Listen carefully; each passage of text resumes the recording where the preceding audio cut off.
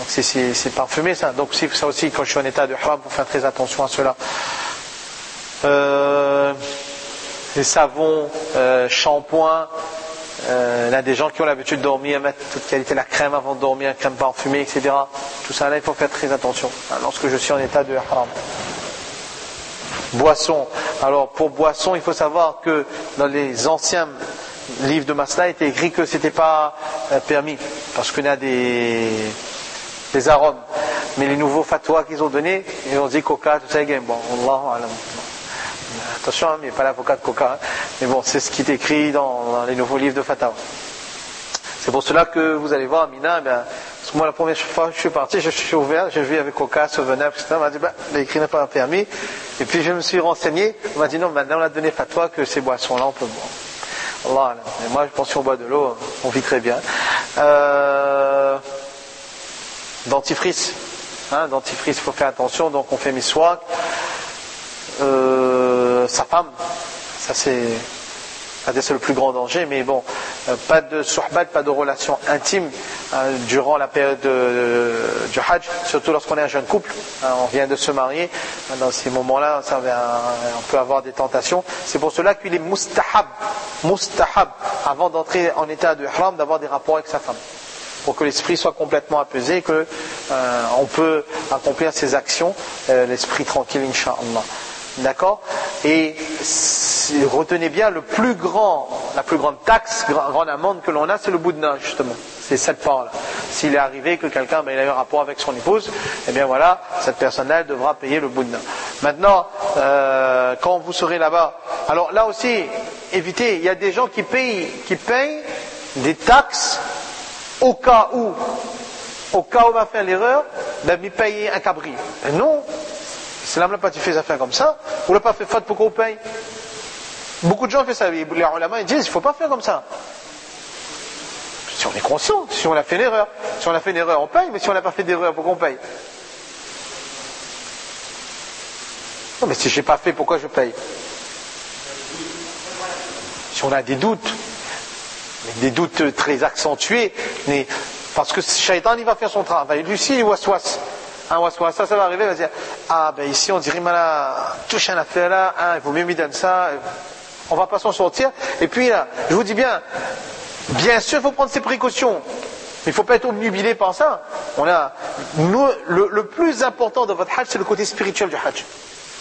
Attention, ne me faites pas dire ce que je ne dis pas. Je ne dis pas de délaisser tout ce côté-là. Mais si votre hajj c'est seulement ça, là, un poil là tombé dans mon pied.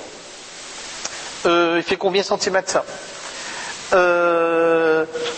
On dirait là, dans de Rila, la avait zafran, ou la avait ci, la avait ça. Comment il fait? Mushkil comme ça. Hajj, action facile. Par contre, d'habitude c'est un sujet sur lequel je m'abstiens, mais je préfère le dire. J'ai remarqué que la plupart de nos ulama kiram, tous ceux avec qui j'ai eu l'occasion d'accomplir le voyage dans les lieux saints, nous ont tous recommandé de manger du poisson, des légumes lorsqu'on est là-bas, ou de la viande wataniya. La viande wataniya, c'est la viande qui était égorgée dans le pays. Parce que vous avez vu tous, par exemple, le reportage Canal Plus avant le mois de Ramadan, avec les poulets doux. Ce serait vraiment dommage que je sois à Makkah et qu'on mange du poulet doux. Et dans Ramadan, on est passé devant un restaurant pakistanais. J'avais un ami avec moi, évidemment, comme ça, vous connaissez, à force fait sihri comme ça, le thé avec 2 biscuits. Comment ça devient difficile, allons devant un pot, si nous n'avons pas mangé là-bas. On est parti, on a demandé au responsable, et il nous a dit clairement, la viande vient de l'extérieur. Il a dit clairement, la viande vient de l'extérieur, c'est pas la viande du pays. Il m'a dit, nous va rester avec notre biscuit. Je m'avais un 3e compagnon, il était mange frites, machallah. Mais, c'est comme ça. Donc, si vous avez de la viande montagnère, mangez de la viande montagnère. Mais autrement, on va pas mourir, peut-être, attention, si quelqu'un a mangé, moi j'ai pas dit que c'est haram, il va rentrer dans l'enfer, j'ai pas dit ça moi. Mais vous savez que lorsqu'on mange quelque chose de haram, pendant 40 jours, nos ibadats ne sont pas acceptés. Droit n'est pas accepté, etc. Un petit peu de précaution, c'est pas quand même cher payé. Donc, normalement, à ce moment-là, eh bien, notre hajj est accompli. Alors, quand quelqu'un il vient accomplir le hajj, bien entendu, il faut que cette personne-là, elle aille rendre visite au prophète sallallahu alayhi wa sallam à Madinatul Munawwara. Et bien, lorsque cette personne, elle va aller à Madinatul Munawwara, ce qu'on va lui demander de faire, c'est en chemin faisant, avant d'arriver à Madinatul Munawwara, ça c'est ce que des ulama ikram ils recommandent de lire un certain nombre de fois le Surah Quraysh. Et il a fait Quraysh, et Haji Farouk, Khalifa de Mawlana Massoullah, il écrit ça, et dit comme cela que de faire niyat de donner Isa alayhi sawab à Rasulullah sallallahu alayhi wa sallam. Et essayer de lire un maximum de Durus Sharif. Si on peut lire 10 000 Durus Sharif avant d'arriver à Madinatul Munawwara, c'est très bien. D'accord, 10 000 Durud, normalement 50 minutes, on peut lire 5 000 Durud.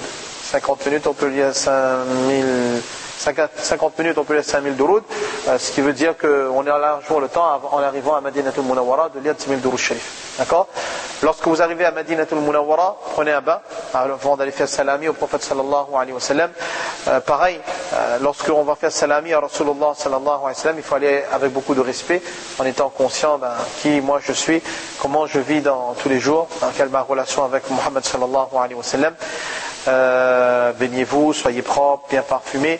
Une manière d'aller à la rencontre du prophète sallallahu alayhi wa sallam, Haji Farouk il écrit ça, il dit que c'est de faire namaz dans Jannat Katukra d'abord, Rawzatum min Riyad al-Jannah, cette partie qui est partie complète du Jannat. Donc vous faites 2 rakats dedans, au moins vous avez le statut d'un Jannati quand vous arrivez devant le prophète sallallahu alayhi wa sallam. Ensuite, pensez à tous les sacrifices que le prophète sallam a fait pour nous.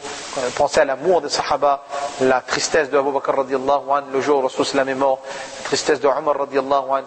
Au moins lorsque j'arrive devant Rasulullah sallam, je le rencontre en étant en train de pleurer. Mon cœur est tendre, je suis devant mon bien-aimé. Ne vous disputez pas pour être devant le grillage, la grille du prophète sallam, parce que les policiers vont vous faire valser rapidement. Prenez votre temps. Si la grille est ici et vous êtes là, le prophète sallam il vous entend. Salam, il vous entend. Mieux c'est que vous avez un peu d'espace. Moi je pense, et j'ai vu ça dans le kitab, c'est plus de respect. C'est quand même très présomptueux de la part d'un homme d'arriver et de se dire moi je vais venir directement devant le prophète sallam, je me mets ici. Et puis là, salamu alayka ya Rasulallah, salamu alayka ya Habiballah, salamu alayka ya Muhammad bin Abdullah, bin Abdul Muttalib, bin Hashim, bin Abdul Manaf, bin Qusay, bin Kilab, bin Louay, bin Ghalib, bin Fihr, bin Malik, bin Adnan, bin Muzar. Et je fais tous les salami que je peux sur le prophète sallallahu alayhi wa sallam. Ensuite, certains ulama ikram, comme Hazrat Mawlana Mounir Sab, ils disent que présentez vos demandes au prophète sallallahu alayhi wa sallam. Pourquoi? Parce que le prophète sallam m'entend. Et c'est pour cela que dans un périmètre de 40 pieds ici, 40 pieds ici, 40 pieds ici, 40 pieds ici, on nous dit de ne pas dire n'importe quoi, parce que tout ce que l'on dit, le prophète sallallahu alayhi wa sallam, il entend.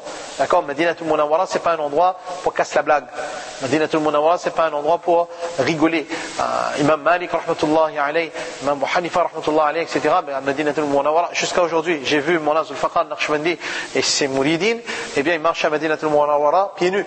Pourquoi? Parce que je disais que peut-être que là où on est en train de marcher, eh bien le prophète sallallahu alayhi wa sallam il a marché, respect de la ville de Madinatul Munawwara. Donc on évite de se laisser aller à Madinatul Munawwara là lorsqu'on est là, et on peut dire ya Rasulallah, demande à Allah, ah oui, renouveler sa shahadat, ashhadu an la ilaha illallah wa ashhadu annaka Muhammadan abduhu wa rasuluh. J'atteste qu'il n'y a pas d'autre Dieu à part Allah, et j'atteste que tu es le prophète d'Allah, son serviteur et son messager.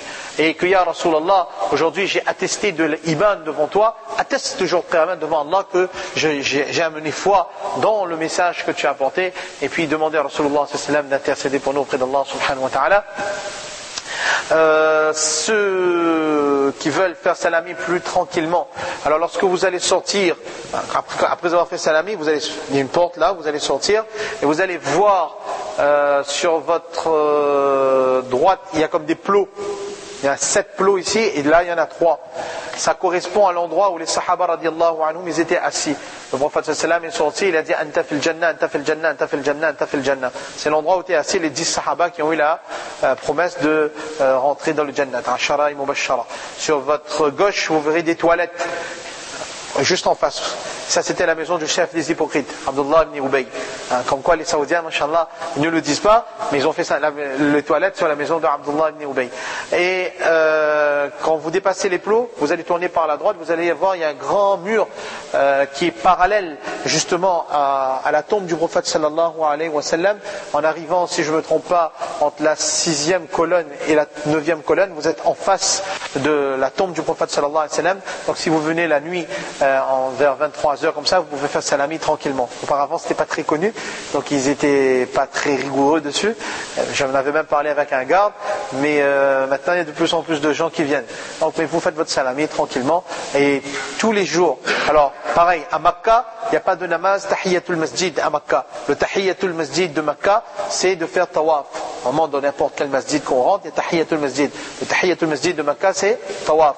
À Madinatul Munawwara, au moins, tous les jours, on fait salami au prophète sallallahu alayhi wa sallam. Si on ne peut pas aller jusqu'à devant, eh bien, de l'endroit où on est assis, on présente notre salam au prophète sallallahu alayhi wa sallam.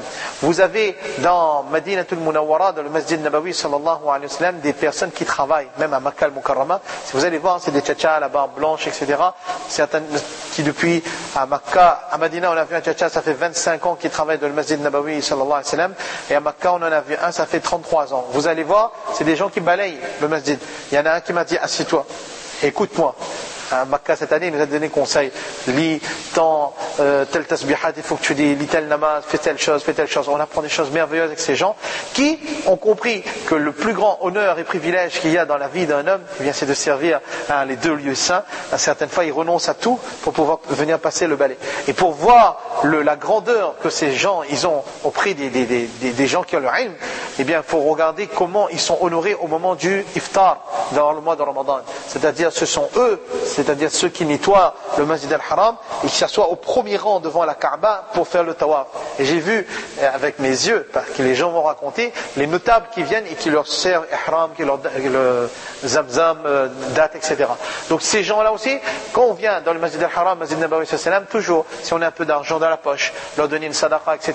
On ne connaît pas sur qui on est tombé, quel doigt il va faire pour nous, qu'est-ce que ça va apporter dans notre vie. C'est quelque chose de très très important.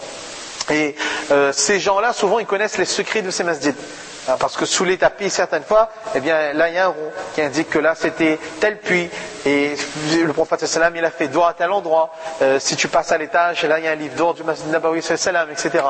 Il faut être intelligent. Il faut savoir se rapprocher des gens qui nous ouvrent les portes. Eh bien, c'est ces gens-là qu'on considère comme des gens très simples. Machallah, ils ont des accès assez ça. Donc, il faut essayer de se rapprocher d'eux. N'oubliez pas, lorsque vous serez à Madinatul Munawwara, eh bien, d'aller dans le Jannatul Baqi' aussi, pour présenter le salam, eh bien, aux défunts de Madinatul Munawwara, après avoir fait salami au prophète sallallahu alayhi wa sallam. Bien sûr, n'oubliez pas de faire salami à Hazrat Abu Bakr Siddiq radiyallahu anhu. Ensuite, vous faites salami à Hazrat Omar ibn al-Khattab radiyallahu ta'ala anhu. Inch'Allah al-Aziz, à Madinatul Munawwara, vous aurez aussi l'occasion de faire le ziyarat. Donc, vous allez visiter différents sites historiques de Madinatul Munawwara, notamment vous verrez Uhud. Donc, quand vous serez à Uhud, sachez eh bien, que à cet endroit, eh bien, il y a des doigts aussi à demander. Il faut savoir que lorsque Hazrat Hamza radiyallahu ta'ala an, eh bien, il est décédé, le prophète sallallahu alayhi wa sallam voulait ramener son corps à Madinatul Munawwara et que la montagne de Uhud a marché. Il faut comprendre ça, la montagne de Uhud a marché. Le prophète sallallahu alayhi wa sallam a dit laissez le corps de Hamza ici parce que sinon Uhud va nous suivre. Ça, c'est bien comprendre la valeur de cet endroit-là. Il y a 70 sahaba qui sont enterrés ici. Donc, on va devant, vous allez voir le Qabristan qui est là. Vous demandez doigt pour ces sahaba radiallahu anhum là aussi. Ensuite, vous verrez le Masjid al-Qiblatayn. C'est le matin. Je ne sais pas combien de temps vous allez rester à Madinatul Munawwara, mais par exemple, si